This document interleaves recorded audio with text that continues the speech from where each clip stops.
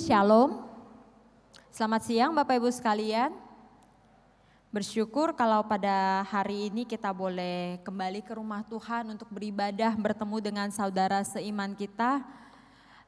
Saya mau mengajak kita untuk boleh melihat ke kiri kanan untuk saling sapa kembali teman-teman kita. Mungkin tadi masuk telat atau datang langsung fokus mau duduk begitu ya. Say hi dulu sejenak, kita kenalan dengan saudara seiman kita, say hi lagi.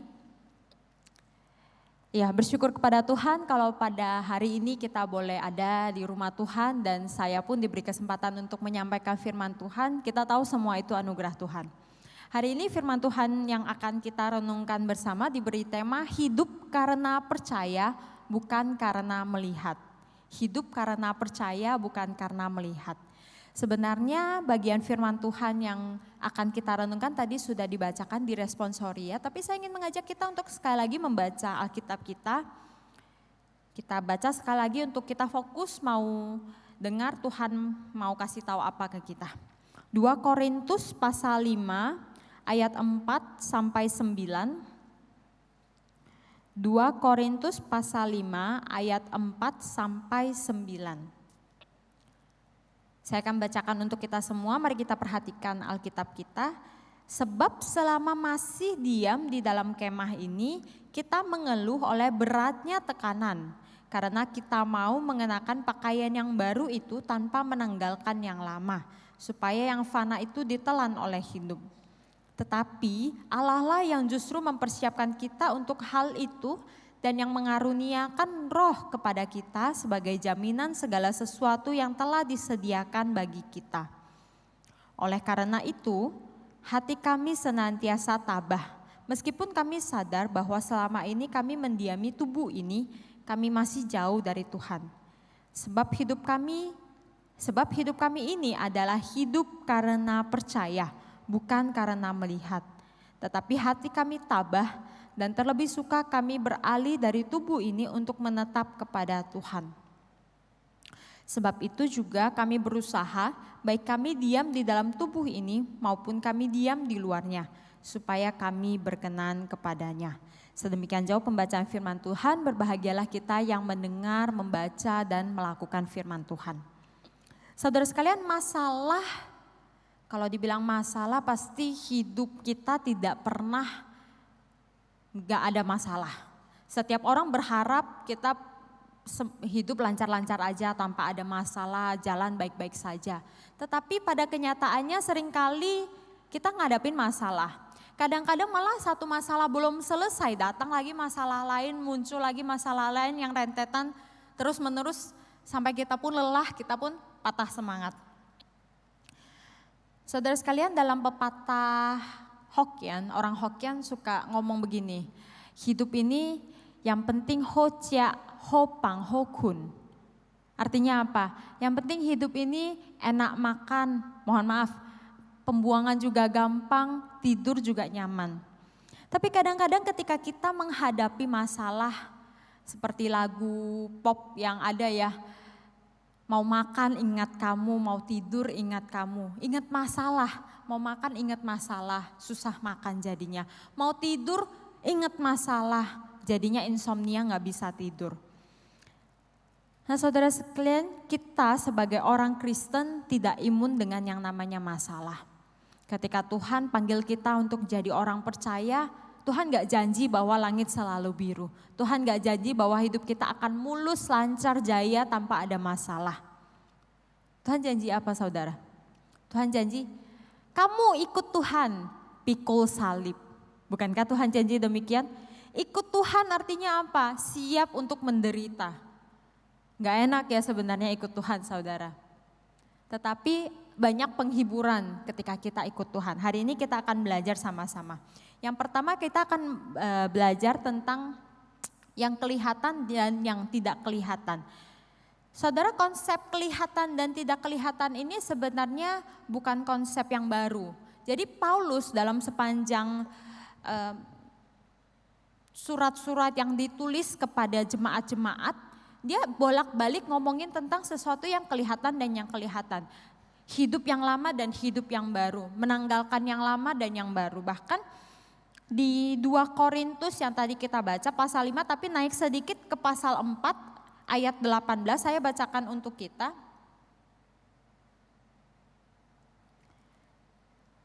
Sebab kami tidak memperhatikan yang kelihatan, melainkan yang tak kelihatan.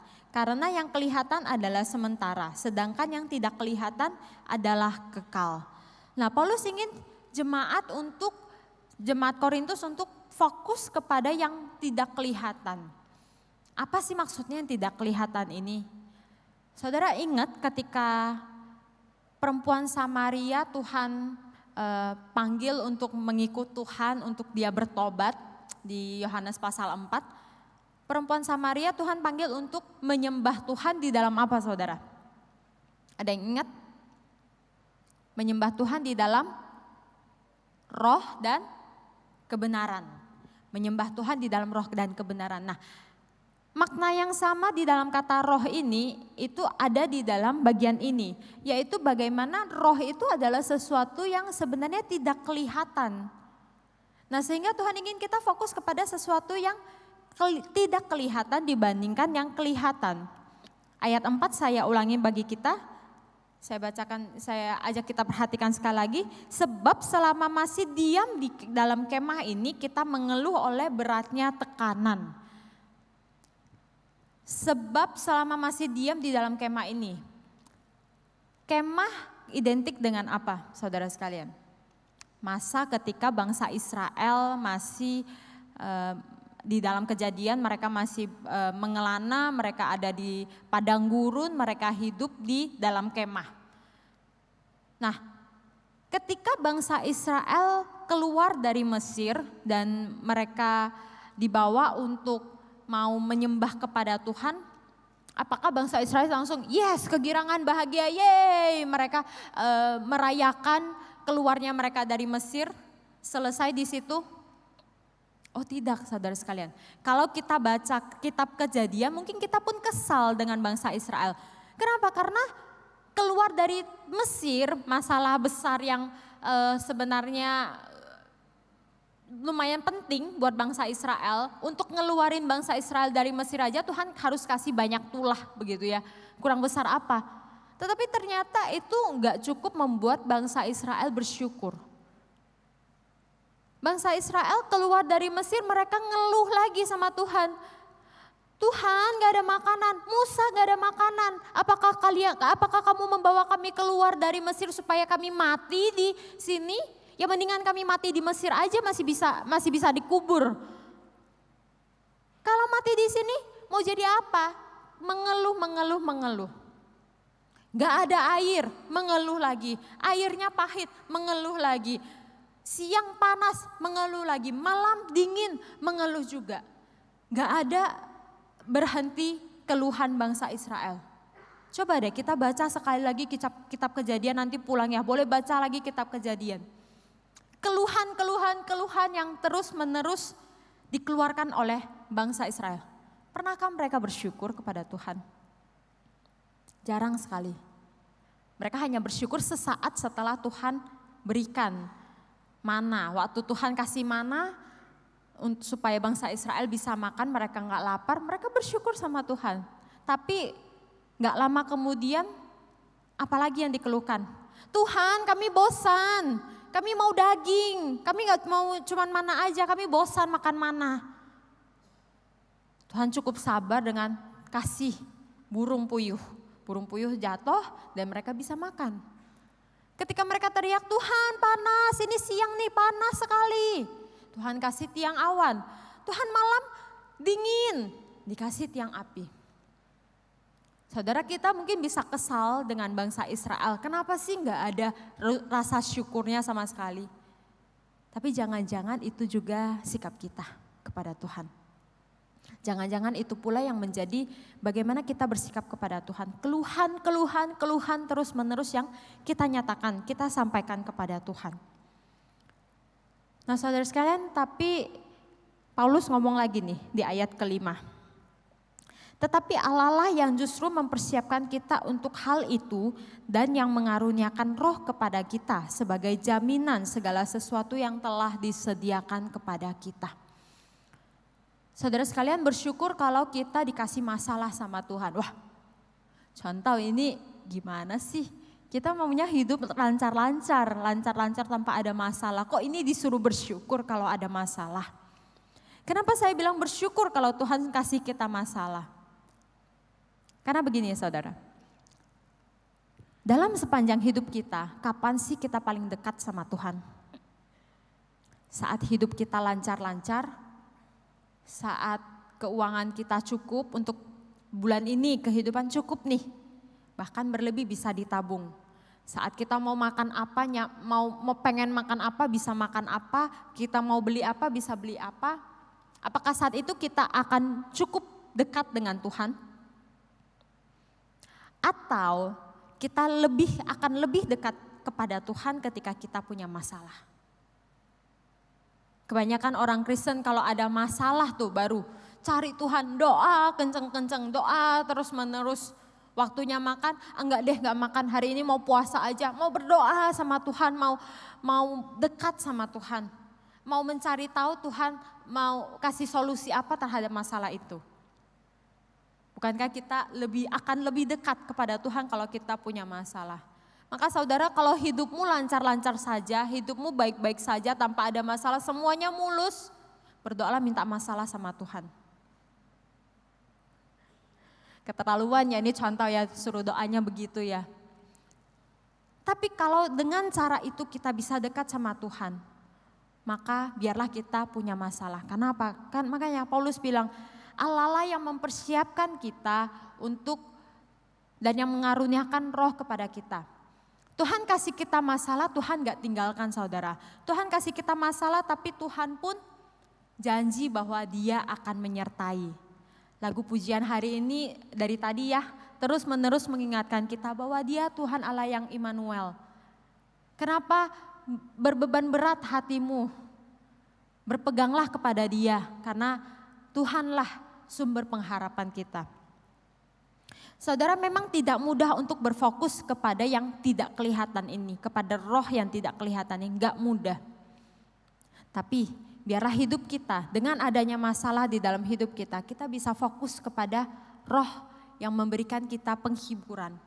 Roh Kudus yang memberikan kita kedamaian, kenyamanan.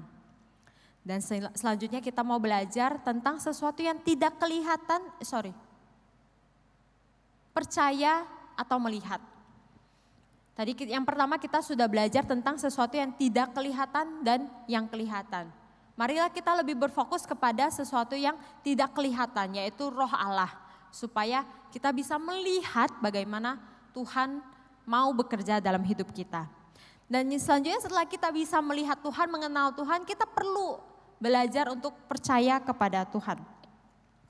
Saudara sekalian, sepanjang perjalanan kehidupan manusia di dalam Alkitab yang tercatat dalam Alkitab, bukankah percaya itu sulit? Percaya tanpa melihat itu sulit. Buktinya, Musa ketika Tuhan panggil untuk melayani Tuhan, membawa bangsa Israel keluar dari Mesir, apakah Musa langsung bilang, "Iya Tuhan, saya siap"? Apakah Musa menjawab demikian? Enggak, Musa bilang, "Jangan aku dah Tuhan, siapa aku? Aku bisa apa? Jangan aku Tuhan, jangan." Lalu salah satu nabi yang cukup besar juga, Yesaya. Ketika Yesaya Tuhan panggil untuk melayani Tuhan, apakah Yesaya langsung bilang, "Yes, oke Tuhan, aku mau"? Enggak, tiga kali Yesaya harus dipanggil sama Tuhan, diingatin lagi sama Tuhan untuk ayo ikut Tuhan. Yesaya ngomong, "Siapa aku Tuhan? Aku tidak fasih berbicara." Itu terus yang dikatakan oleh Yesaya. Tapi akhirnya dia merendahkan hati dan dia percaya kepada Tuhan. Dia taat sama Tuhan. Lalu di perjanjian baru, murid-murid Tuhan, mereka sudah ikut Tuhan, mereka melihat loh saudara. Mereka melihat bagaimana Yesus sudah melakukan mukjizat-mukjizat Mereka melihat bagaimana Yesus menyembuhkan orang, sesuatu yang tidak mungkin menjadi mungkin oleh Yesus. Mereka melihat. Apakah itu cukup membuat mereka percaya? Petrus yang akhirnya juga kabur. Thomas yang mengatakan, sebelum aku mencucukkan jariku ke lambung Tuhan, aku gak akan percaya kalau Yesus bangkit. Saudara, untuk percaya itu gak mudah.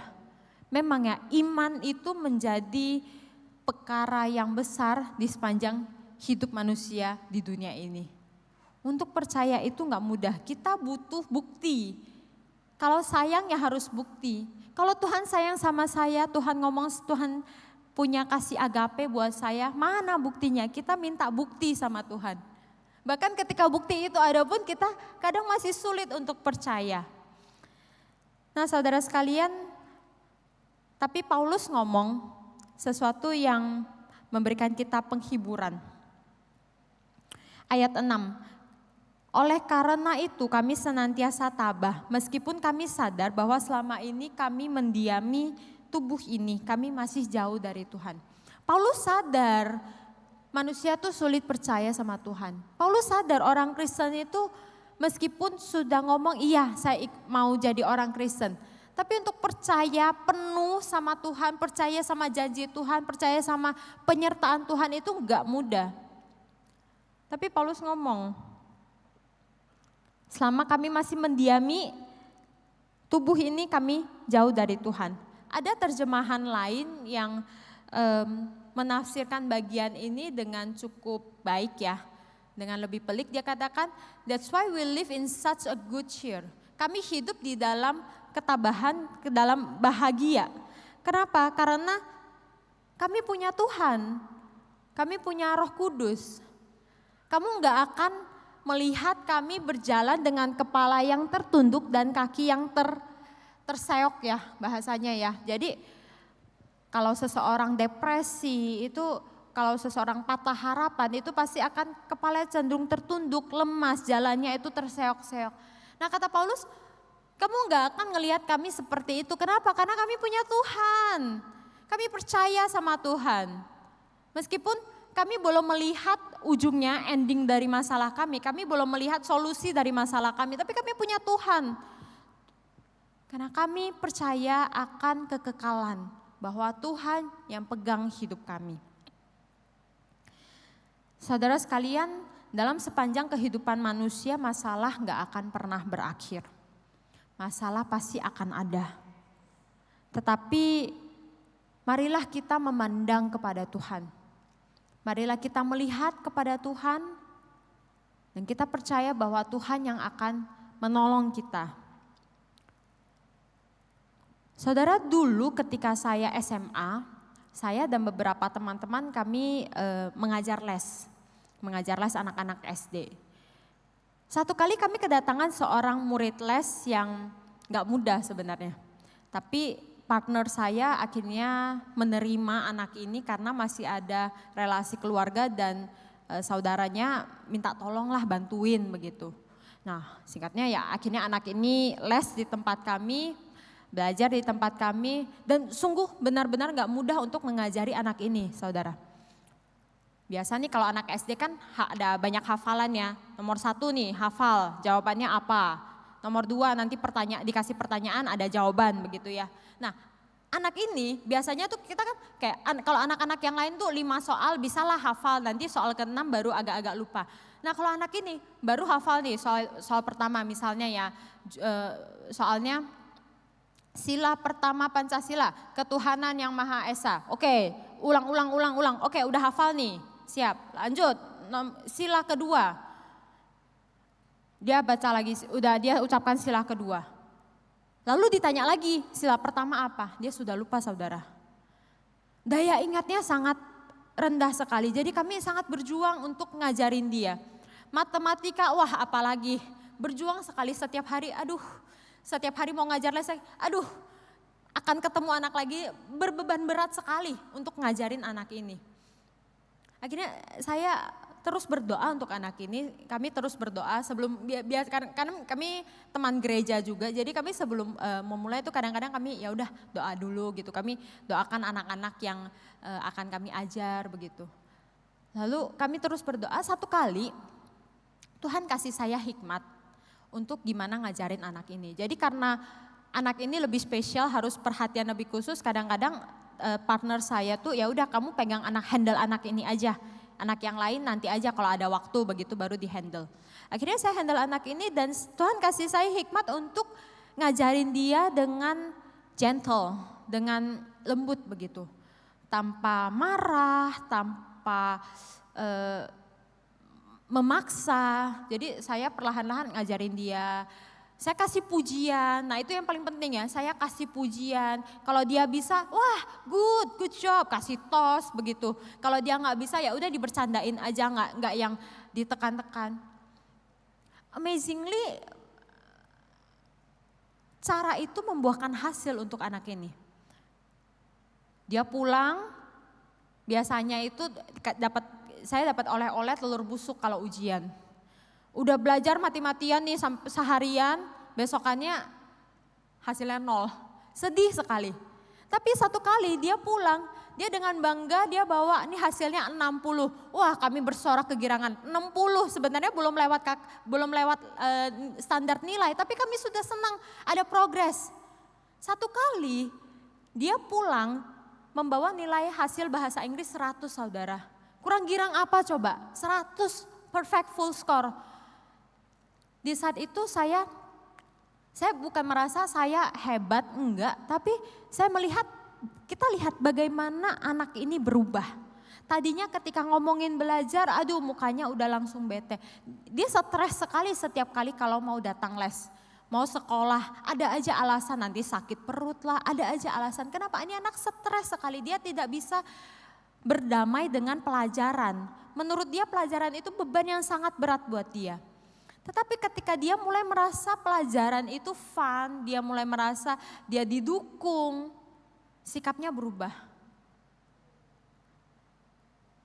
Nah saudara, demikian juga dengan sikap kita kepada Tuhan. Kadang-kadang ketika kita menghadapi masalah, kita melihat masalah itu sebagai sesuatu yang sangat besar. Kita nggak bisa ngelihat Tuhan. Ketika kita punya masalah yang sangat besar, bagaimana kita melihat Tuhan? Kita anggap Tuhan itu Tuhan yang jahat. Kok Tuhan tega sih kasih saya masalah? Kok Tuhan tega sih ngambil semua yang saya miliki? Kok Tuhan sejahat itu sih, setega itu sih? Aku loh udah pelayanan, aku loh percaya Tuhan, aku ke gereja gak pernah bolong. Kenapa Tuhan tega? Nah, saya ingin mengajak kita untuk mengubah cara pandang kita kepada Tuhan. Ketika kita melihat Tuhan itu sebagai Tuhan yang baik, Tuhan yang peduli kepada kita, Tuhan yang sayang sama kita, maka cara kita memandang masalah juga akan berbeda. Kita akan bisa berhasil menguasai masalah ketika kita melihat Tuhan dengan cara yang berbeda. Dan yang terakhir saudara, Paulus mengajar kita untuk mari hidup bagi Tuhan, bukan bagi diri sendiri. Saudara, apa sih tujuan utama hidup manusia? Dalam Katekismus Heidelberg mengatakan begini, tujuan utama hidup manusia adalah untuk memuliakan Allah serta menikmati Dia selamanya. Dan inilah yang seharusnya kita amini. Apa sih tujuan utama hidup orang Kristen, orang yang sudah ditebus oleh Kristus? Seharusnya tujuan utama hidup kita adalah memuliakan Dia dan menikmati Tuhan selama-lamanya. Ayat 8 dan 9 Paulus ngomong, terlebih suka kami berdalih dari tubuh ini dan menetap kepada Tuhan. Kami berusaha baik kami diam di dalam tubuh ini maupun kami diam di luarnya supaya kami berkenan kepadanya. Paulus gak ngomong hidup orang Kristen tuh gak akan ada masalah, enggak. Hidup kita pasti akan ngalamin masalah. Tapi kami mau memandang kepada Tuhan, kami mau menetap kepada Tuhan. Kami mau berusaha supaya kami berkenan kepadanya. Meskipun ada masalah, hidup kita gak mempermalukan Tuhan. Meskipun ada masalah, hidup kita tetap memuliakan Tuhan. Saudara sekalian, beberapa minggu yang lalu, saya dan keluarga kami liburan ke Malang. Terus kami ke Jatim Park, itu tempat main begitu. Nah, ada satu wahana yang cukup membuat saya terkesan ya. Jadi ini nama wahananya itu Stretch Maze. Terus ada caption di bawahnya, lewati saja semua rintangannya dan lihatlah dirimu bersinar terang. Jadi di dalam wahana itu kita pertama-tama kita akan masuk ke jaring-jaring begitu. Kita akan masuk ke semuanya isinya jaring-jaring, kayak ya agak susah lah ngelewatinya, kayak harus di pinggir-pinggirin begitu. Rintangan, istilahnya tuh rintangan. Nah maksudnya lewati aja semuanya, dan di endingnya kamu akan melihat dirimu bersinar. Ada ruangan itu kaca semua dan ada lampu apa ya, lampu sense, seperti lampu ini begitu ya, ada lampu yang cukup terang menyinari dan melihat dirimu bersinar. Saudara, demikian juga hidup kita. Kalaupun ada banyak masalah dalam hidup kita, lewati aja. Tentu bersama dengan Tuhan. Gandeng tangan Tuhan, hidup percaya sama Tuhan, dan kita akan lihat kita bersinar. Kenapa? Karena Tuhan yang menyinari kita. Hidup kita boleh menyatakan Tuhan, boleh membuktikan, memperlihatkan Tuhan, dan menjadi berkat buat orang lain. Saudara, meskipun saat ini ada begitu banyak masalah yang tidak kunjung selesai, tetap percayalah kepada Tuhan, pandang terus Tuhan. Karena masalah yang menghampiri hidup kita tidak akan pernah lebih besar dari Tuhan yang telah mengalahkan maut. Kurang besar apa maut dari masalah kita? Tuhan aja sudah kalahkan. Bagaimana masalah kita? Tuhan juga pasti bisa kalahkan. Saudara sekalian, sadar gak sadar sepanjang hidup manusia ini penuh dengan masalah. Usia senior bergulat dengan kesehatan, dengan keturunan. Lalu parubaya bergulat dengan pekerjaan, keuangan, masa depan anak, kesehatan anak. Lalu anak sekolah bergulat dengan apa? Stres juga, sekolah, PR, ujian. Anak sekolah stres. Nah saudara, ketika ngelihat semua sepanjang hidup manusia, semua masalah. Tahu gak saudara, ada satu jenjang umur yang gak terlalu pusingin masalah, yang gak terlalu merasa berat dengan masalah. Tahu gak usia apa? Sejak punya anak-anak saya menyadari bahwa firman Tuhan itu benar. Firman Tuhan ngomong, haruslah kita beriman, iman seperti seorang anak-anak. Kenapa? Kalau kita ngelihat anak-anak itu nggak ada yang dipusingin saudara. Keuangan mereka nggak perlu pusingin, biar papa mamanya aja yang pusingin ya. Makanan hari ini mau makan apa, mereka nggak perlu pusing, sudah ada disediakan bagi mereka. Orang tua yang akan memusingkan itu untuk anak-anak. Anak-anak nggak banyak pusingnya, nggak punya kekhawatiran, nggak punya beban. Tapi ada satu hal yang membuat anak-anak khawatir dan takut. Ketika anak-anak ini jauh dari pengasuhnya. Ketika orang tua gak dekat dengan dia, dengan si anak ini, maka anak-anak ini akan takut, khawatir, merasa ditinggalkan. Biarlah kita juga punya iman yang seperti itu. Seberapa besar sih masalahmu sampai membuat kamu jauh dari Tuhan, tidak percaya sama Tuhan, tidak bisa melihat Tuhan? Marilah percaya kepada Tuhan. Marilah kumpulkan segenap kekuatan kita untuk berusaha mau dekat sama Tuhan. Kenapa? Karena masalah akan lebih besar kalau kita jauh dari Tuhan.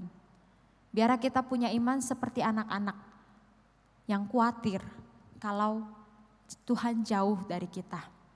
Worry less and trust more. Mari kita tundukkan kepala kita.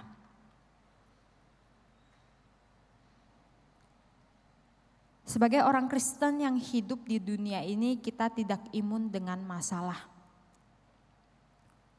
Maka kita harus cukup dewasa dalam menghadapi masalah, supaya Tuhan bisa dinyatakan lewat hidup kita.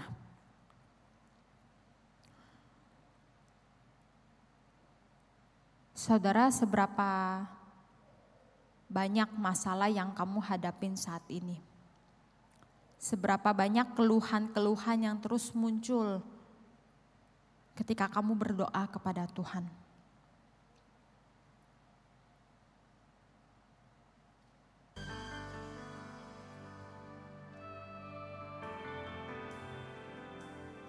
Mari ambil waktu untuk teduh di hadapan Tuhan, ambil waktu untuk berdoa kepada Tuhan. Saya nggak tahu seberapa banyak masalah sudah menguasai dirimu, membuat kamu jauh dari Tuhan. Ambil waktu ini untuk datang kembali kepada Tuhan, serahkan semua padanya.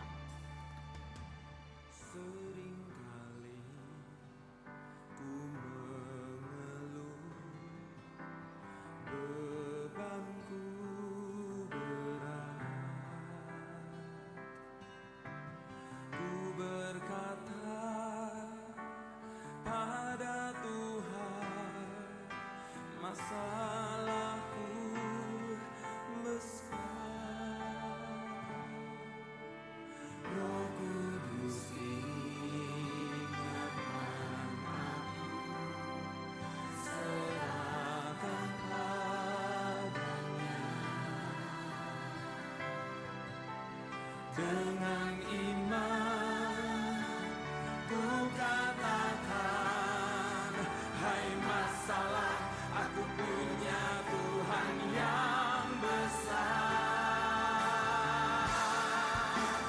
Yesusku besar, Dia mengatasi semua masalah.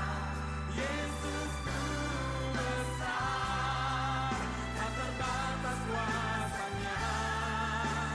Yesusku besar, tiada yang mustahil baginya. Yesusku besar, Dialah yang terbesar.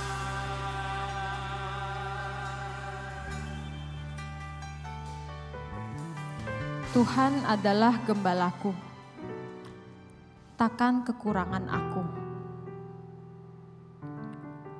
Ia membaringkan aku di padang yang berumput hijau.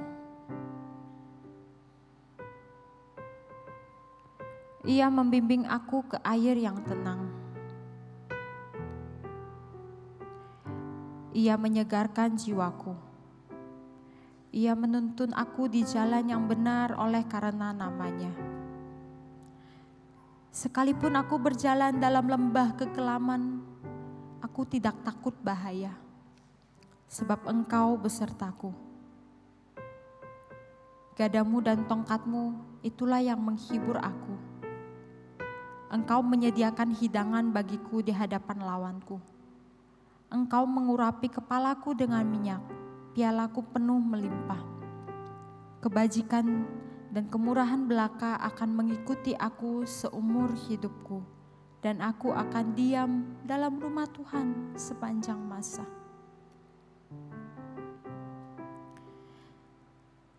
Saudara sekalian, hidup yang penuh masalah membuat kita mau datang kepada Tuhan.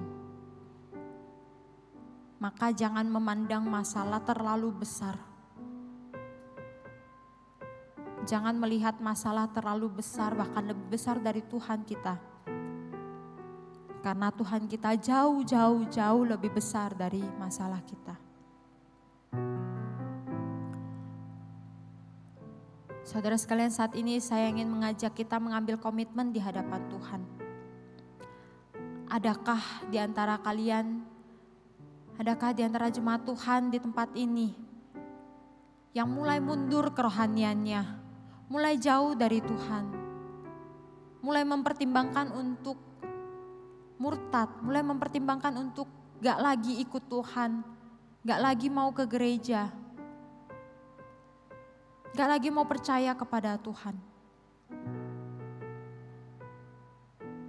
Biarlah firman Tuhan hari ini menolong kamu untuk kembali percaya kepada Tuhan.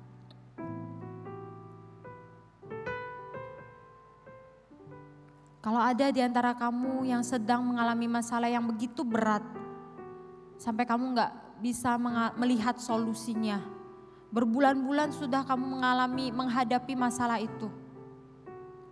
Datanglah kepada Tuhan saat ini juga. Nyatakan bebanmu, nyatakan keluh kesahmu. Mungkin masalah gak akan langsung selesai. Tapi ada satu harapan yang pasti, bahwa Tuhan yang akan memberikan penghiburan, bahwa Tuhan yang akan menguasai hidupmu dan masalahmu.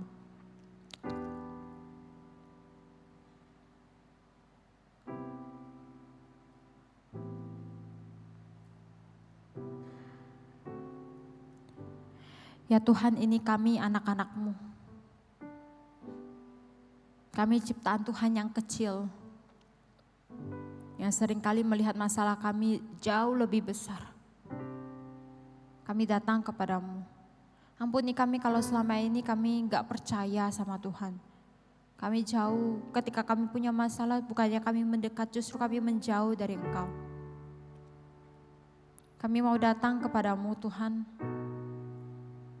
Kami mau katakan dengan yakin dan percaya, dengan kepala yang percaya diri, menengadah ke atas. Hei masalah, kami punya Tuhan yang besar. Aku punya Tuhan yang lebih besar daripada Engkau.